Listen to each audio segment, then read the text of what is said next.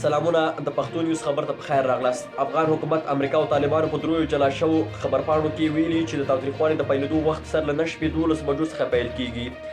دواړو دورو په خپلو وسلوالو غږ کړی چې دفاعي حالت غوره کړي او د امن فضا رامنځته کړي.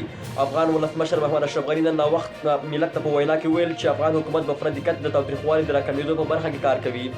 غني زیاته کړه چې افغانان نور له جګړو ستړي دي او دوی د تلپاتې سولې غوښتونکي دي. غني همداراز ویل چې نوی حکومت به د راتلونکو بین الافغاني مذاکراتو لپاره ټولمنلی پلاوی رامنځته کړي. په ورته وخت کې طالبانو په خپره شوې خبرپاڼه کې ویلي چې د امریکا او طالبانو ترمنځ به د سولې احتمالي هوکړه د روانې میاشتې پر 10 لاسلیک شي. خبرپاڼه زیاتوي چې دا هوکړه به په قطر کې د یو شمېر بهرنیو هیوادونو د استازو په حضور کې لاسلیک شي. د تاوتریخوالي د پیل له کمښت څخه ګڼو افغانانو او بهرنیو هیوادونو هرکلی کړی او دی د افغانانو لپاره یو طلایي چانس یاد کړی دی. د تاوتریخوالي د کمښت پیل په داسې حال کې دی چې د افغان سولې لپاره د امریکا د بهرنیو چارو وزارت ځانګړی استازی زلمی خلیلزاد د تېر یوه کال راهیسې د افغان سولې په لټه کې دی او په دې تړاو یې 12 ځله د طالب استازو سره مذاکرات کړي دي.